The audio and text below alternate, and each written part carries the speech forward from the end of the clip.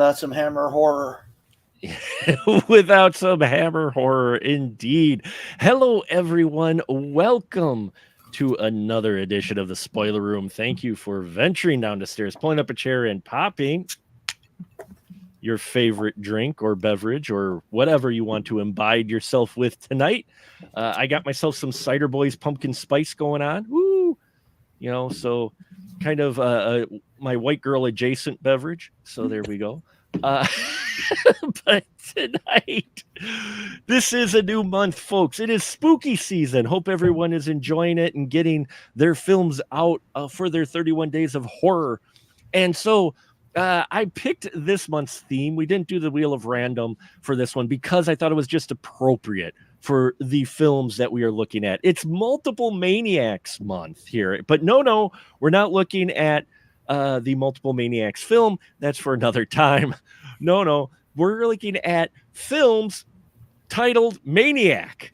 That's right. They're found at least 4, if not more, but there's at least 4 here in the zeitgeist that we're going to talk about this month. We're talking about tonight, Maniac 1963. We will talk about Sex Maniac or Maniac from 1934. We will also talk about the original 1980 Maniac and its remake. So that's what you've got coming up this month. But tonight, it is the 1963 film, The Maniac, or Maniac as you want to call it. And I have a wonderful panel of crew members who have assembled this evening to talk about this interesting thriller. First off, he is with us once again, the man, the myth, the legend, the other than Joe Randazzo is with us. Hello, Joe. Hey, everyone. Glad to have you here, sir. And he is back with us as well from the Shameless Picture Show. Our good friend, Mr. Michael Vyers. Not Myers, Vyers. Though it is Halloween, he could go Myers either way. You never know. Oh, that has just followed me my entire life. And it doesn't help that Halloween is the reason I decided to go to film school, so it really doesn't help. You like horror films, Halloween? Yeah, you got too many connections to not have that follow you around. But glad to have you, Mike, have you back. And the man who keeps coming back for more, my right and, well, this time left-hand man. He is back. He avoided the superstorms. He is back with us from vacay, Mr. Ian Simmons. Hello, Ian. How are you, sir? I'm doing great. Ready to talk some Maniac 1963. Whew. Yeah, I am too. This was a blind spot for me. I had not watched this one before. It was one of those that was always like on the recommended list or whatever. And you're just like, it looks cool. Maybe later. Looks cool. Maybe. And that's why I do this podcast for now 11 years is because those maybe later films, now I can do them. I have a reason to actually move them up on the list. And watch them. I feel that. You I'm sure you do, Michael. I'm sure you do. But Joe, you're always so good at these. Did you want to give a synopsis of the Maniac? See, because you usually have the physical media there. That's the same one I got. Yeah, the Hammer Films Blu-ray from Mill Creek. Well, Mill Creek? Yeah, yep, Mill Creek. And luckily there's a little booklet, and I could read the synopsis as they wrote it here, and then we can discuss. Yeah, shares a disc with a movie called The Snorkel, which I haven't really seen that one yet. I'm working my way through this. I actually had it out because I've been doing my Hooptober movies, and I'm doing all the Hammer Mummy movies, and one of them is on this box set, and I have the others floating around the living room somewhere. But yeah, while vacationing in France, an American artist becomes romantically involved with an older woman, Eve, while also attached to her teenage stepdaughter, Annette. There's porn like this now. Now? Oh, yeah. I was going to say, now. It's a tale as old as time, Joe. It really is.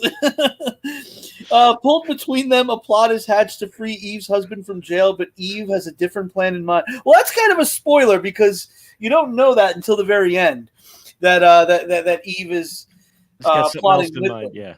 Yeah, because for a long time in this movie, you think that she's kind of an innocent bystander in this with him, like she actually wants to get away. But yeah, basically, an American artist meets this cute girl Annette, who we see right at the beginning. This creepy guy offers her a ride home.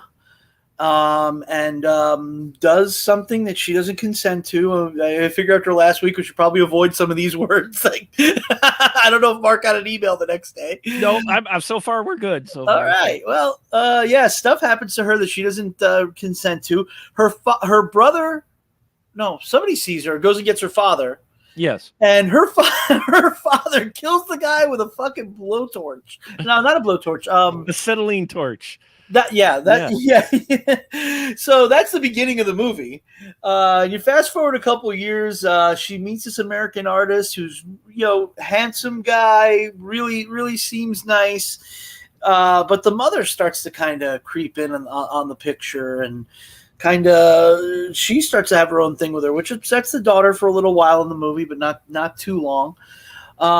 Eventually he finds out that, she's been going to see her. He finds out the story of what happened, finds out that Eve has been going to see her husband in prison, and that they've hatched a plan for him to get out. And it deals with the whole idea. You understand why the guy did what he did. Yeah. It's totally understandable. And he seems really normal. He seems really rational. Let's get him out. They get him out. They're supposed to meet him and take him to a car, but when they meet up with him, he's already in the car. Now, what happened? Why was he already in the car? After they drop him off where he needs to go to escape the authorities, they find a dead body in the car. And they find the dead body in the car. They go to get rid of it.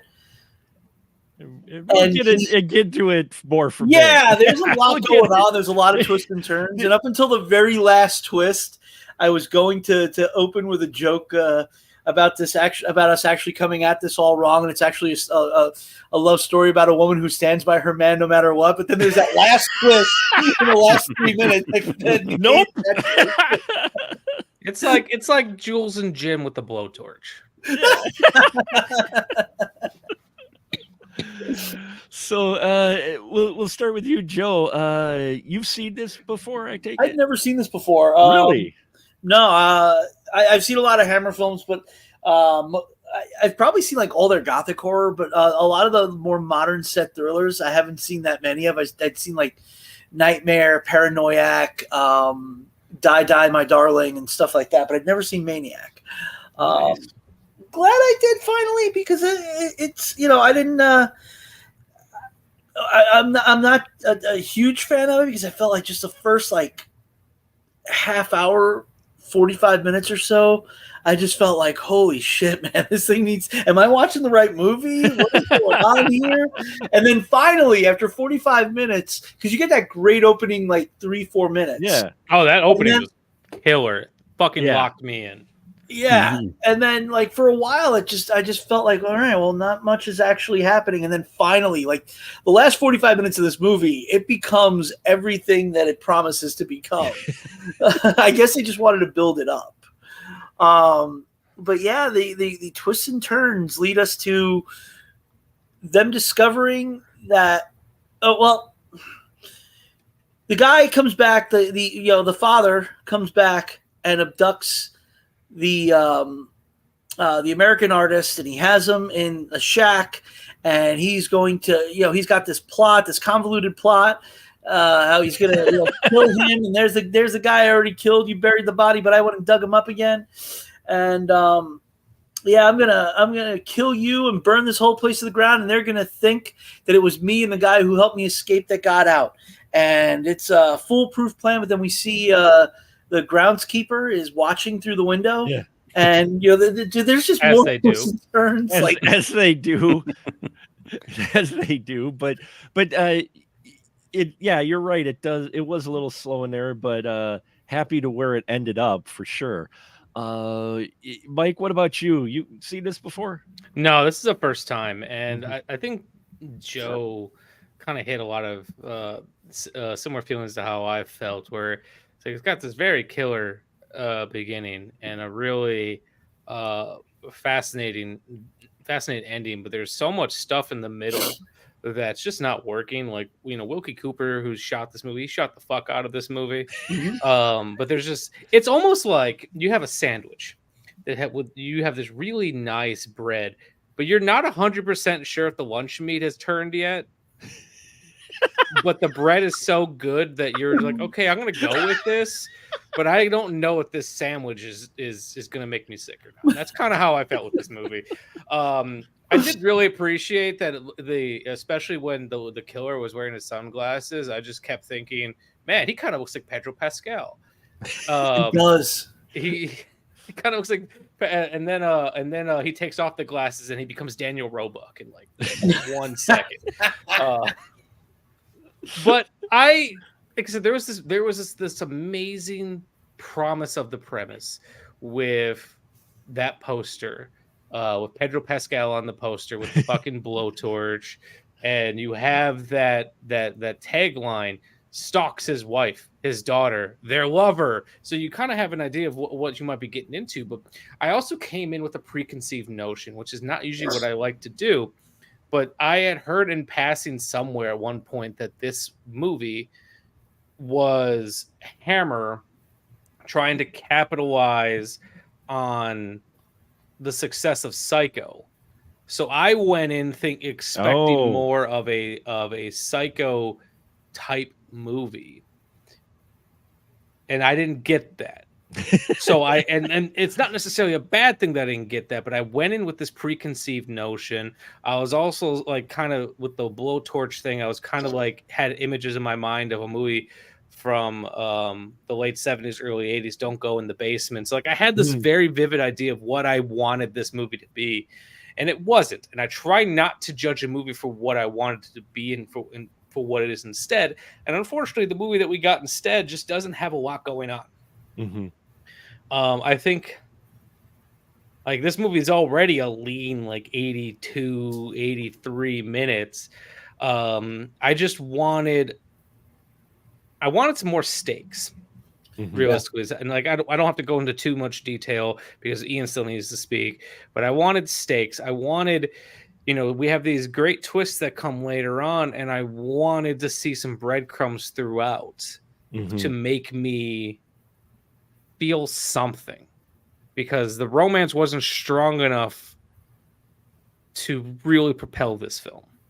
No, the romance is boring. Yeah. So, what do you think, Ian, your first watch? Yeah, I mean, I watched it literally for the first time this morning. It's a mixed bag. I mean, Jimmy Sangster, I for those who don't know, I've been on this whole like Hammer trip for like the last half decade, doing a monthly and now every other month show about Hammer films. And a couple years ago, maybe it was even last year, I don't remember, we did Beyond Hammerland, where we started talking about not just the monster movies, but some of the weirder kind of like you might call them off-brand hammers. So I'm surprised we didn't get to this one. Kind of glad we didn't, because now I'm talking about it with Yo. But Jimmy Sangster wrote The Scream of Fear, which is kind of another black and white thriller, not involving any kind of real monsters. There was he also wrote a bunch of the Dracula and the Frankenstein movies. So I like his body of work. Here, I think there's a lot to recommend, but it does slow down in the middle and packs all of the action into this convoluted ball. I mean, you think M. Night Shyamalan has a problem with twists. Yeah, right? It's a Russian nesting doll of preposterousness in the last 15 minutes of this movie. You think it's one thing, and then it's another, and it's another, it's another. And it's like by the end of it, you're like, no, you had multiple choice and you chose all of them, and it all falls apart. But yeah, I mean, I liked it. I think it does look really good. It's got a fantastic whiz bang opener, which, not having known that the rest of the movie wasn't going to be like this, I had the exact same thought that people are going to be tired of me saying this. I've talked about it so much on this show, Mark, particularly this year, about how people don't appreciate old movies. I would put the first 5 minutes of this movie up against any kind of thriller that's come out in the last decade. You just put this in front of some Gen Z kid and see if they're not riveted. Like, my God, I can't believe that they were going to go there with this in that. And then like when he grabbed, I don't remember what kind of torch it is. So I'm just going to keep calling a blowtorch. But when he lights it with the candle, and it's you saw nothing, but you saw everything you had to see. Right, the eyes kind of closing in, and that, yeah, it's beautiful.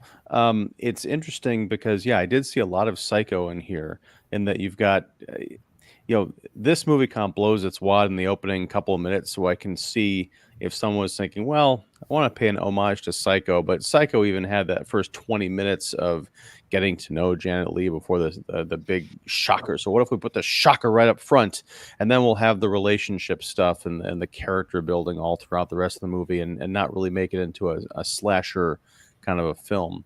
I can respect that, but it doesn't really it's not thrilling. What I thought was interesting was our main character, Jeff, I think his name, the artist. Mm-hmm. He Jiff. Jiff. Eve just kept Jiff. like the peanut butter. Yeah. But no, he kind of falls for Annette, which why wouldn't he? Because she's 19, and even when he finds out that she was assaulted 4 years earlier, he's like, man, that sucks, but she's still pretty hot. He was mother, right. It's essentially what's said. Yeah, but the mother, Eve, I thought it was really interesting, and I would have, if they'd gone more into this relationship, I think it would have been a stronger film. But it feels almost like she swoops in and seduces Jeff in order to keep her daughter safe from what she sees as perhaps another predator. And what if that jealousy had sent her around the bend, and she was the actual maniac all along, killing people? I don't know. I thought that's where they were going to go with it. Yeah, that's what I thought they were going to do. Yeah, right. And to Michael's point, that's not the movie we were dealt, so we have to deal with the movie that we were presented with. Unfortunately, it's not as strong as what I think we just all came up with in our imaginations a couple of seconds ago. There's not often where I'm like, oh, this movie needs to be remade, but I think there's an interesting remake in this film. Mm-hmm. Oh yeah, I was, or at least let me just rip it off and do my own version of it. Whatever. Well, it takes 45 minutes to get to the point. Yeah, like we like that's when they introduced the I think I might have looked at that moment. I think I might have been like, wait, how long into this? And we're finally getting the idea, the concept of what this film's going to be. And I remember clicking. I'm like, it's like 45 minutes in. I'm like, why are they introducing this now? Mm-hmm. Like, this should have been something that was introduced, 20 minutes ago. Yeah. I had the same reaction to The Fall Guy earlier this summer. But no, you're right. There's so much, I guess, like promise in what the plot is revealed to be that you wish they just kind of like reshuffle the deck and start over. I was just surprised that they decide that Eve and Jeff are going to break the ex-husband out of the asylum because they agree that he can go off and have his other life. Now it turns out that is an aspect of a darker plot that's revealed later on. But it's just that, it feels like it was though. But it was so left field. I had to go back and rewind. I'm like, wait a second. She goes to visit the husband at the asylum, right? And then the next moment they're talking about, so we're gonna do this. I'm like, do what? Oh, okay. Well, break him out. There was a couple times where, there's just moments where I had to go back and be like, wait, what did I miss here? So like later on in the film, when Jeff is being threatened by the husband with the blowtorch, and he gives his convoluted plan about how there's going to be two bodies and no one's going to miss you and yada yada yada, and then it like cuts to a police inspector in front of this burning building. It took me way longer than it had to connect that was the shed that Jiff was supposed to be in. Yeah, I had the same reaction too. I'm like, wait a second. I was like, wait, was there more arson They just cut to it already happened. Yeah. They cut from I'm telling you I'm going to do it to it already happened.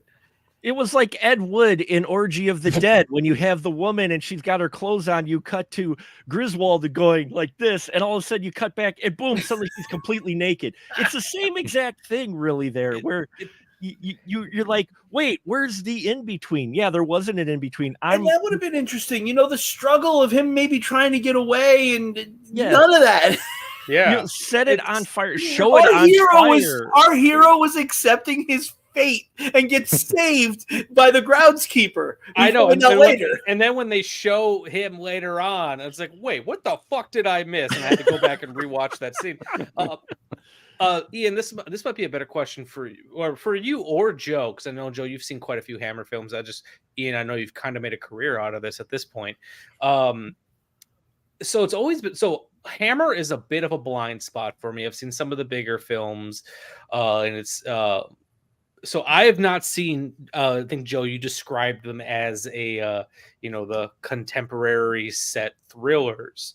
I'm familiar with their more gothic films, and the reputation that Hammer always had, where was that for its time period, it was usually more gory. Not by today's standard, but for 1950s, it was, the Technicolor blood. It was visions of violence that you hadn't really seen too much. And they were a lot more salacious. Is that correct, Ian? And from my understanding, for some of them, for its time period, once again. Well, and this is, I'd probably have to bring in my guide and mentor in this whole journey, AC, because he has like the history book, on demand in his brain. But it was as Hammer went further along, they had people imitating them. They had to get more salacious, as you say, and show more skin and more violence and gore. A lot of it was kind of suggested, a lot of like kind of busty ladies in bodices and stuff, but very kind of tame trickles of blood down the neck and things like that. But later on, it was certainly they got more explicit. They went into the Satanism thing in the 60s, like The Devil Rides Out and stuff like that. Again, salacious. And then they went straight into lesbian vampires in the 70s. And the reason I asked is because, once again, I went in with a little bit of an image in my mind of what I thought the Hammer film was, and I also didn't know where this fell in their oeuvre of films, so I was actually kind of surprised by how tame it was in some ways. At times it kind of felt like it was trying to be Hitchcockian, just without the skill that someone like Hitchcock had.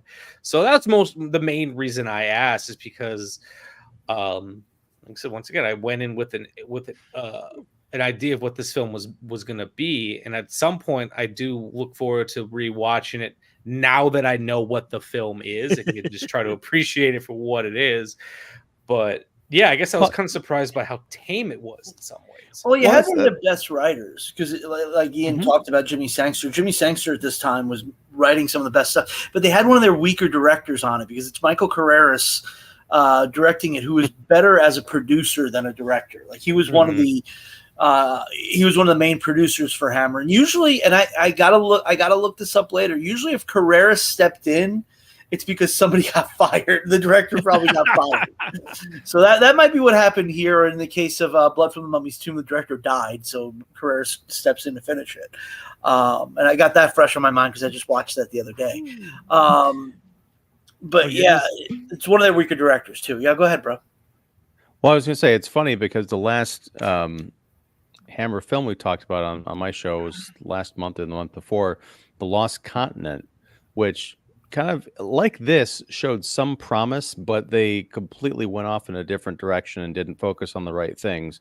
And that was co-directed by Michael Carreras in 1968. So this is 5 years after Maniac. I think this is definitely the stronger film. But yeah, I mean, I think the cinematography was great. Direction, I think it was fine. I think it all comes down to, unfortunately, the script, because maybe expectations wise, this is more of a character study and a drama, like a dysfunctional family drama, than anything else. And that's just, with a title like Maniac and that poster image and that opening scene, this doesn't quite cut it. I think the actress who plays Eve, what was her name? Nadia Gray. Nadia Gray. She was wonderful. I think she was great, and she was. Again, I can't bring up these movies referencing Friday the 13th, but she definitely had this kind of a weird Mrs. Voorhees vibe about her. Kind of like smiling and polite to people. There's just like this hint of madness and overprotectiveness of her kid that really kind of resonated with me. And I just love the very end. She gets taken away in cuffs because the guy who was not the husband, but turns out to be the hospital orderly that she fell in love with while she was going to visit her husband. Now I'm having flashbacks to, Roy Jason from A New Beginning. See, and I like thing's a mess. I liked the twists though at the end. I liked it because the reveal that it wasn't her dad.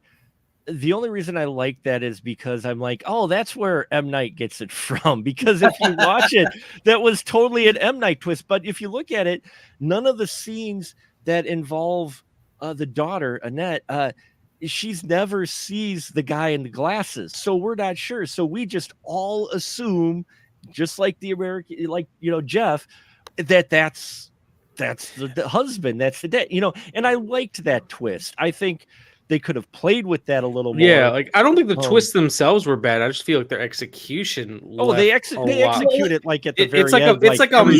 It's like a mystery where the killer is this character we've never even seen before. Like, of course, no one could fucking guess that. That's my issue, is that it's not so much a twist, but that they all come right consecutively. They are backloaded. Seconds of each other, it seems. Like you have this whole swath of like 30 minutes where nothing happens at the beginning of the movie. Like after that great opening, you have like 30 minutes where nothing happens, and then you just give us everything in like the last 20 minutes. I'm like, what is going on here? Oh, and I love the fact too that because Eve goes to visit Jeff in the hospital. He's been horribly burned, in this shack incident, and she goes and unplugs his, his drip and, allegedly kills him. And then he shows up later and he's fine.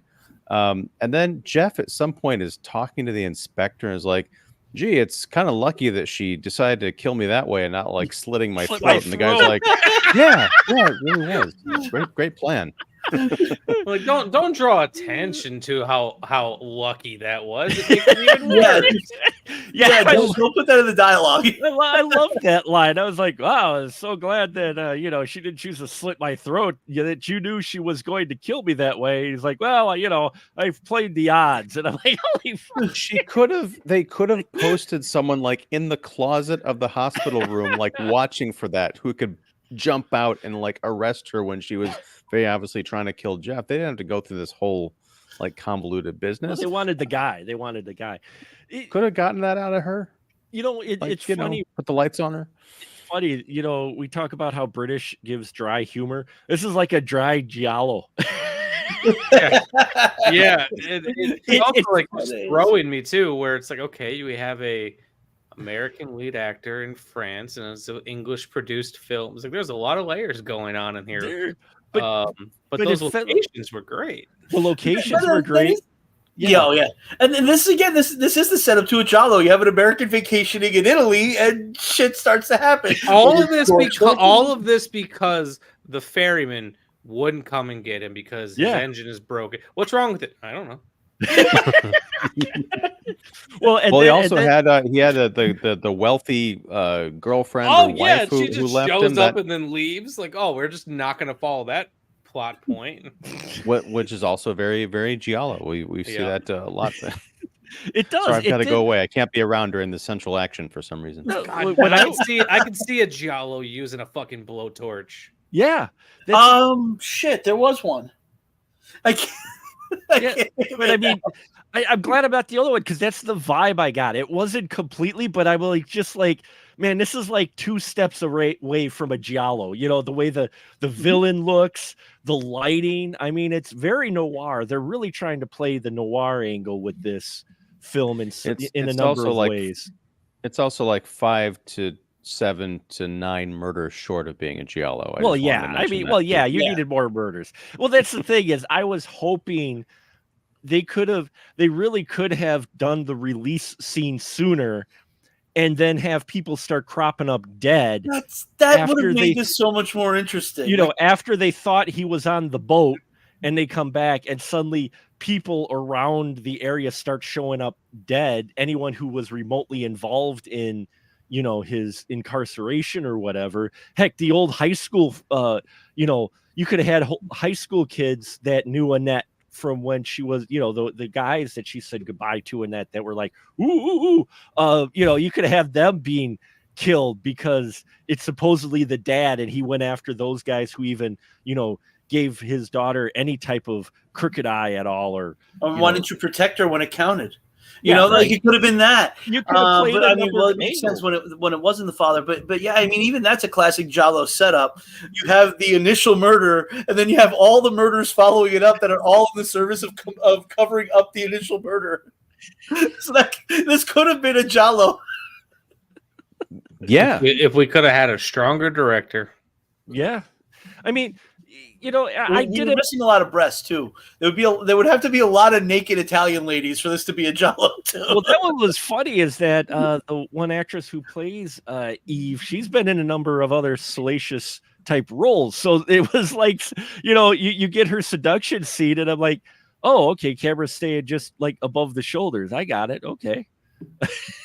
But it didn't feel like that type of movie. It felt like it was going to get more gritty, more, and It did. Yeah. It just had that, and then just because of how the movie began, yeah, they set something up, a tone of feeling, of vibe, something that just wasn't carried through.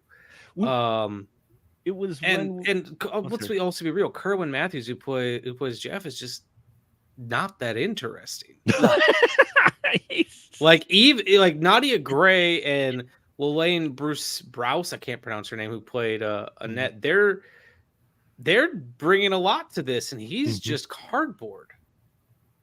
I like his performance. I wouldn't say he's cardboard, although strangely enough, there were times when he would turn to the side and he looked like Dan Marino,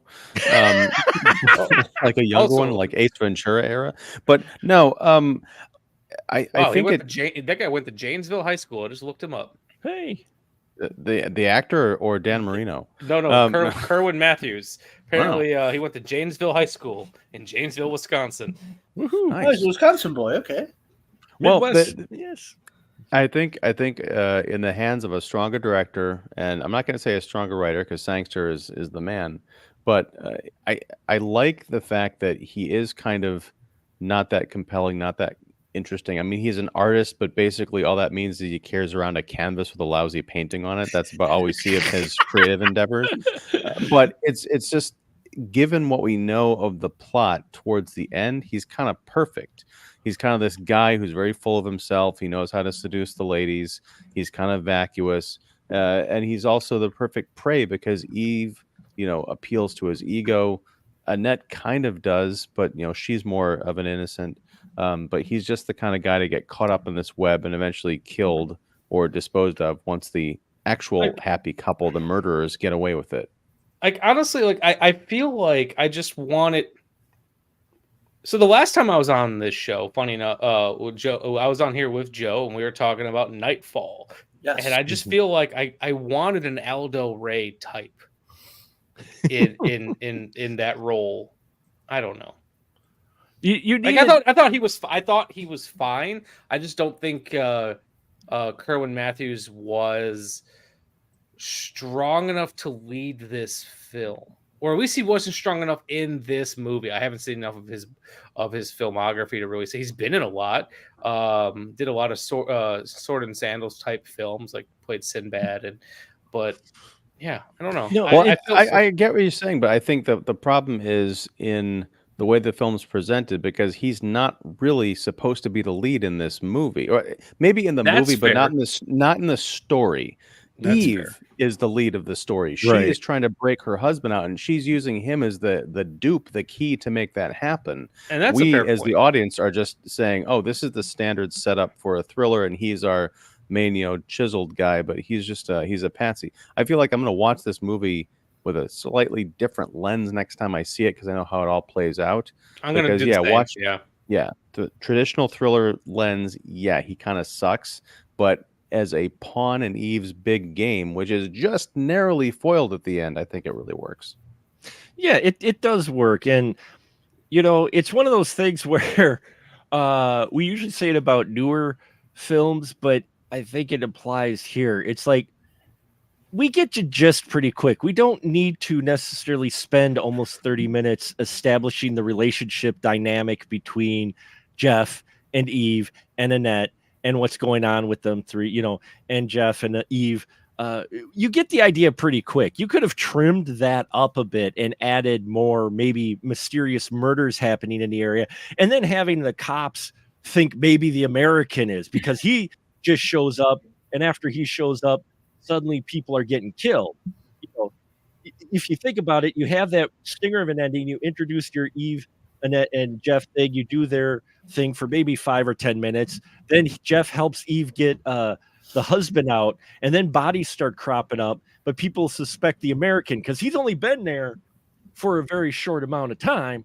And then you played that angle a bit with it. And the more I think about it, Kerwin Matthews as Jeff, he worked very well at the beginning when the film was kind of painting him more as this mysterious figure. Because like when he first enters the bar and he's being kind of cagey with his answers, I actually really like the dance sequence between him and Annette and the entire bar watching it, and it's kind of just directed in a way where Annette and Jeff in their minds, they're the only two people in this room. And then even I think the best piece of acting, in my opinion, that Kerwin Matthews had in this movie is when he was kind of explaining his love life to Annette, and he goes, I don't remember the exact line, but something along the lines of, it's not even that I don't want to go to Nice, I just don't want to go with her. Yeah, and like, but I like. As it went on, he became less a mysterious figure. Is when, for me, it wasn't working as strong. But though, Ian, I think you make a great point, and I hadn't considered it that way. That it's not his story. He is the person that we are following. We kind of have hit the same position that he does. We know in a lot of we have a little bit of superior position because we've seen what happens at the beginning of the film. But a lot of things we're discovering as he discovers it. So. It almost kind of has that psycho thing a little bit where you think he's the lead character until he's not. It's just not done as well. Yeah, that's why I'm saying I think another draft or different. I think Sangster could have cracked this nut if he had a little more. It might have just been a rush job. That might be what it was. We need it on Tuesday. Question: When do we first meet Eve? Was it after the dance scene? No, it was before. We meet her fairly quickly. We meet Jeff, and he's talking to Annette, and he's starting to kind of feeling a connection with Annette. Though let's not think of the age difference. Anyway, but they're getting kind of friendly, and then Eve shows up soon after that. Okay. So when was the dance scene in relation? I feel like it happened right. It wasn't that there wasn't a great deal of time passed between those. It wasn't that far after they first meet, because Eve's the one that comes in and tells Annette to go get the house ready that they're going to rent out to. And then that night, while he's there, he dances with Annette, and we see Eve kind of look. It was hard to tell if she was jealous of Annette or if she was looking at it going, hey, I think I found my patsy. Well, because I couldn't remember if she was behind the bar, right? When during the dance. Okay. And the rest of the patrons, they were watching the two of them dance, and there was something very awkward about just the two of them, not just the stiffness with which they were dancing. But my impression was the townsfolk, there was something off about them watching those two people. Almost as if it kind of had a Straw Dogs feel to it, where it's like they're all in on something that we as the audience aren't. And that's the thing. I don't know that it was more like a conspiracy or more of an attitude. Like they all know that she was assaulted 4 years ago as a 15-year-old girl. Now she's dancing with this stranger while her mom is right behind the bar. And should we be watching this? And then why isn't Eve even say anything? Eve even talks about when she's telling Jeff about what her husband had did, Right. she says that he was viewed as a hero for a lot of them. So that's probably playing into that as well. Like we're like, we know what happened to the last guy that got a little too close to her. Yeah, that was what I thought. It was more like, because he even says there must be something wrong with all the men in this town because she's still single. Right, and that's I think it's that. The more we talk about this, the more I want to go back and rewatch it because I think there's a lot going on here. It's just the middle of the portion of this movie is incredibly dull, and the end, like the film. To your point, Michael, with the way that Jeff is presented in the beginning is much more mysterious, and he's almost a different kind of character by the time we get to the end of the movie. He is almost like the dumb boyfriend in Psycho, whatever the hell his name was, just kind of like showing up at the end, walking through the door when the corpse falls out or whatever. Sam Loomis. Sam Loomis, thank you. This guy does not start off as Sam Loomis, but he definitely ends as Sam Loomis. And it's kind of a disappointment. I don't know where this thing went off the rails. Eve made him dumb. That's what it was. She got him on the beach. She took her clothes off, and he just went, and then he that's it. That was it from there. She had him. It feels like it was two different characters. It was mushed together. Yeah. Well, and also Eve, like I don't know about you, but making out with the same guy that was making out with my own daughter like 24 hours earlier, like, and doing else, God knows else what. That's she must love her husband a lot. That's all I'm saying. Well, she doesn't, because she was the one with the orderly who killed him. Sorry, her husband. Sorry, I should have put that in quotes because I forgot that was twist number 34. I skipped right over it. There was a part in there where Jeff's opinion turns on a dime. It was either him or Eve. I think it was him. Says something to the effect of, oh, he understands why the husband did the dad did what he did, and that, he's being he may be mislabeled as a psycho. And then like 5 minutes later, he's like, no, he's a complete psycho. I'm like, wait, you just were saying, no, he's not a crazy guy. And now you're saying he is, it's like, what the heck, man? And then, a little trivia note, here's something to put in perspective. It was actually on the schedule for Hammer for 1960, but they don't know why, but it was shelved. Whoa. Had it been made in 1960, it would have starred Peter Cushing and George Sanders. That's a hell of an improvement. That is a hell of an improvement on the cast. Peter Cushing and George Sanders. Wow. This is a completely different movie. Yeah. Who would Cushing have played, though? Do we know this? It doesn't say. Probably the police captain. I could see that.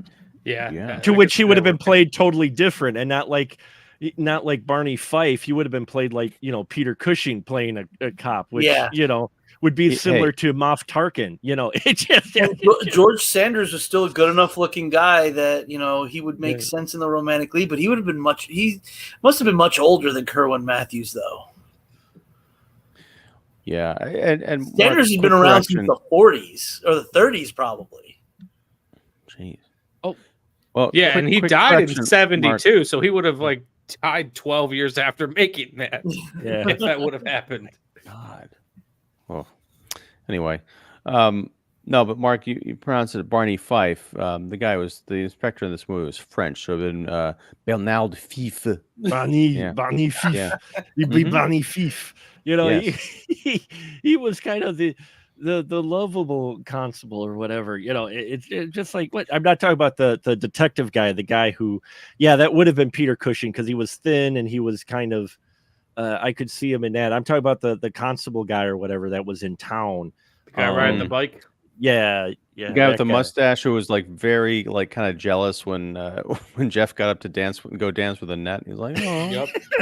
Yeah. See, there's so many opportunities in this film though where they could have gone to where you get that wonderful opening. The American shows up and everybody's suspicious of him because it's a small town and they're trying to hide the fact that maybe, Annette's crazy dad is still out on the loose somewhere, but they don't want anybody to find out about him because he actually did a good thing by taking out the creeper who went after his daughter, so that they hide it, and then the whole town's on the conspiracy, and then you could have gone that route, something a little bit more than the romance we get, which it's like, yeah, we get the point. And then you're like, no, we get the point.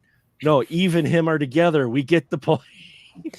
Well, see, the thing is, I don't know that I would have had a problem with all this romance and seduction if it had gone someplace more interesting and less convoluted, because I felt like it was building up to a different movie than what we ultimately got. You can pull that off. But you have to be very, very strong in your writing and your directing. And I think the performances were fine because, again, I think Eve was really good, and I even liked Annette, although. Yeah, there's just something about these characters. They kind of change. They get watered down in the second half of this picture. It's almost like two distinct movies. I like the first one better, first half. Yeah, the first half was definitely a far more interesting picture. I did like the gimmick though, where the one guy kept going into the shed to turn on the acetylene torch for like no reason. It like suddenly you look out and you're like, wait, there's a light in the shed. There should be, and you go in there, there's a acetylene torch. It's like, what the hell's going on? And then they go away, and then the next night, wait, there's a acetylene torch is back on again. What the hell? But that's a creepy, nice little detail, because you go in there, it's dark. There's just this torch burning this piece of wood. Yeah, and, if you never dealt with this, I mean, you don't even want to touch it because you're like, I was just waiting for someone to jump out and startle the person or throw them into the flame or something like that. It's spooky. Yeah, and which is what happens when he does go to touch the torch at the end. Is our guy with the glasses pops up and hits him with a wrench. Yeah, with a wrench. The film tries to, throw in some deception. When Eve and Annette, they go to that Colosseum-like place, and we assume something's going to happen there. And we as the audience know they're there alone. So when something actually happens to Jeff, it came as a little bit more of a shock than I was expecting it to, because my mind was on what Eve and Annette were trying to accomplish, which ultimately led to nothing. It was just to get them away, but they went shopping. What are you talking about? I mean, she does make it a point to tell him to stay home. No, you need to stay home in case of this, and this. So it does make sense in the end that she was part of the setup. So, I mean, the structure is there. It's just the execution just doesn't work for me for the most part. Yeah, and we've talked a bit about giallo, but there have been a handful of gialli that will have a couple of characters going off and being isolated in this wide open space, and that's when the killer comes out. You kind of think like, oh, you don't want to be confined in a place where it's really there's no place to hide, or maybe even several places to hide, like corridors and broom closets or whatever. But when you're in a wide open space, you've got someone who's like kind of darting out at you with a weapon. It's very shocking. That's kind of what I was expecting, especially that overhead shot of them walking out kind of separated. They don't walk out together into the center of the arena. But I mean, it was a nice misdirect. But again, in service of what? We go back to Jeff and a boring monologue in the shed. See, I even thought they were going to tease you a bit. You guys are right about the two separate movies, because we even get the angle of how Jeff showed interest in Annette, then Eve swoops in and starts putting the moves on him, and you get the one shot. We've got it I think I got it in the thumbnail right on. You got the shot where Annette is peeking around the corner or whatever because Eve is making out with Jeff, and I'm like, oh, we're going to get kind of a love triangle thing going on, but then Annette doesn't do anything. No, she just accepts it. She just accepts that her mom stole her boyfriend. Okay. Well, yeah, she got that one. Okay. Well, again, maybe this is the first boyfriend that she's done that to. You play get rid of the whole dad angle. Just have, he went crazy. He's up in the asylum, whatever. The mom's just got to protect the daughter from these, sex-starved boys that keep coming into town. but that's not the movie we got. No, it isn't. And I mean, it's not. It's as you guys mentioned. I love the camera work in here. Some of the stuff that they do was very interesting, and like the last 20 minutes when things start unfurling like an avalanche of twists and turns, it's great. You just kind of wish you would have gotten that peppered out throughout that middle half hour to keep you a little more interested. Because even I was sitting there going, I'm like, okay, now they're in bed. They're on the beach. Okay, now they're in bed. Now we're talking some more. And now they finally rescued the husband. Okay, and he's gone and nothing.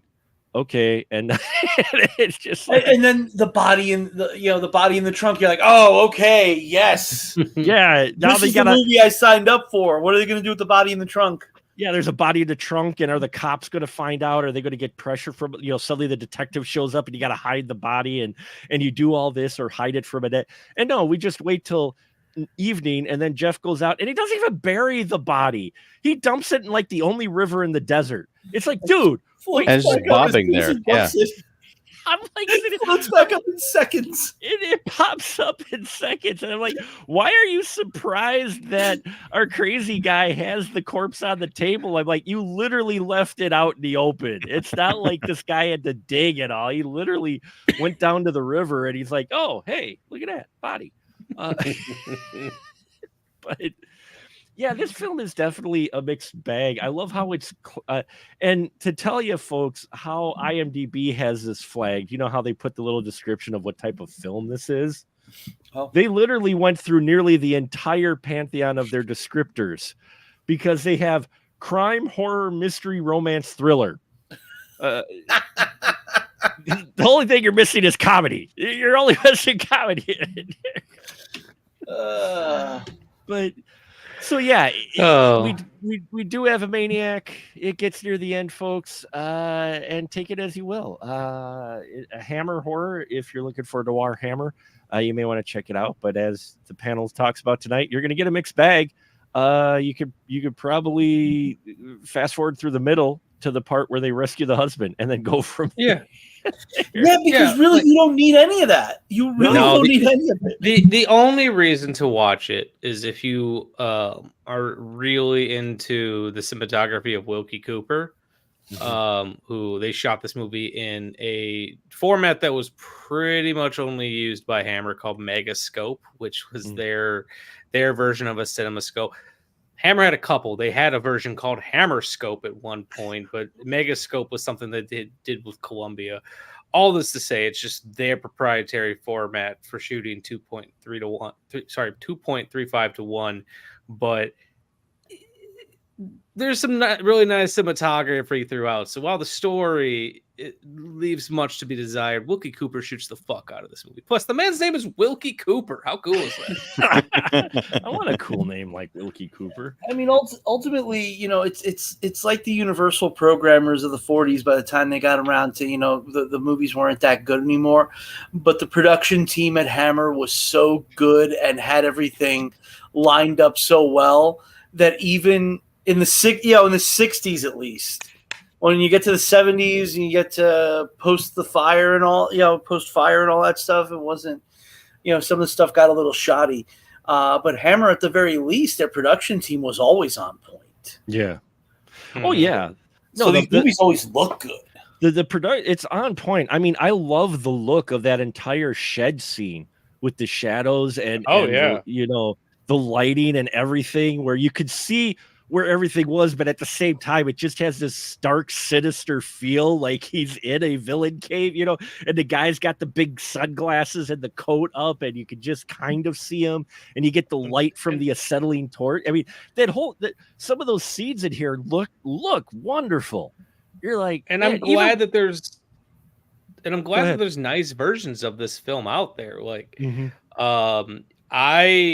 I've had a copy of this movie long before I owned that Hammer collection, because once upon a time there was one of those like big 50 film horror collections that's got every public domain horror film. I've got a few of those. Yeah, look like shit. Yeah, and they're usually cropped for 4:3, even though a lot of them aren't actually in 4:3. So I'm glad that there's nice looking versions of this film, because like that climax in those like catacomb, like I don't know where they were at, those caves, is so much more interesting when you have the space and you have the depth, and that beautiful widescreen photography just makes some of those shots far more interesting.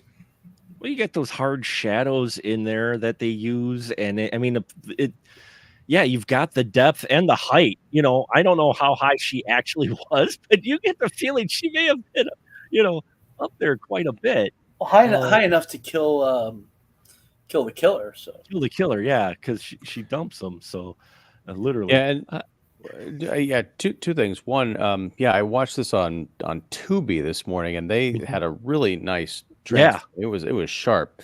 I wouldn't be surprised if it wasn't taken from the Blu-ray or something. But that bit where Annette is up on the ledge, and then I'll just call him Roy, the hospital orderly, steps, and his foot kind of misses the ledge, and as he's about to fall, she pushes him. She gives she's just kind of like nudges him, like I know, like nope.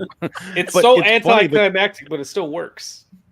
I know, it's just funny. I went and I watched that bit again. It was like, yeah, she's like, I'm just gonna give him a little push. But no, the thing is, we talk about shitty dummies all the time on this show. Yes, this was not a shitty dummy. I watched this again. I think this was like a frame by frame, like shadow painting of a body falling down. Because it didn't look like anything. And I'm thinking if she really was as high up as it looked like, they wouldn't risk an actor, falling that height. But yeah, that was fun. But speaking of anticlimactic, we get Jeff walking up up to where she is, and he's like, "Wait there, I'll come get you." And he walks down this pathway that's easily walkable, and she just steps over, and they walk off together. And I'm like, "There's nothing like she could have done that herself without you." She literally went out there by herself. It's not like she went out there and part of the ledge broke away or something. She literally could have walked out and said, "Yeah, I don't need you, Jeff." You imagine how awkward the conversation was probably going back. It's like, so I know I had sex with your mom. You want to go out later? Yeah. Oh, you're just keeping it in the family, Anyway. Honestly, Mark, it reminded me of last week when we were talking about Once Upon a Time in America, Noodles, who would basically screw everything that moved. We got basically proto Noodles in this movie. Proto Noodles. Proto Noodles. Oh no! I just made this whole 50s sci-fi with proto noodle. Well, I think we will wrap it up for the night. Our first Maniac out of the gate, mixed bag for sure, but interesting. I'm not sorry I watched it, but I think we all mentioned it. Might have to come back and revisit it now that I know what to expect and what to look for. Because what it gave, it literally pulls a Canon. It literally pulls a Canon Films in this. It shows you, it's like, this is what you're getting, and this is what you get. You only get part of what we promised at the beginning, at the end. We got to get there somehow. I don't know. Okay, we'll go on horseback. Which was a hilarious scene. I got to mention the horseback scene because Eve's riding her horse and Jeff, or Mr. America, is riding his horse. She takes the horse into the water and she's like, "Come on." He's like, No. And she's like, "No, come on. No. She's like, "The horse doesn't mind." And he's like, "No." He's like, he's afraid of going in the water. It is funny. This movie had a weird, like, Western vibe to it because of all the people wearing what looked to be cowboy hats in the bar. I kind of forgot we were in France there for a couple minutes. Yeah. Well, I mean, even my gosh, why the first time we see Eve, she kind of has this like Joan Crawford kind of look to her in that outfit from like Johnny Guitar. Yeah. She looks like she's coming in off a range or something. And again, the opening misleads you, because I thought for sure when they say Maniac, I'm like, oh, okay. Then we see Creeper in the car go after the first girl. I'm like, okay, this is his first victim, and we're going to be following, this Creeper, terrorizing the countryside or whatever. The Maniac, that's the Maniac. No, he gets acetylene. You just love saying acetylene torch. I do like to say acetylene because I can. And I don't have many big words that I can say. So let me have this, damn it. I like it. If I can bring up a random, drop for Jules and Jim, I think you can have acetylene torch. Well, thank you. Thank you.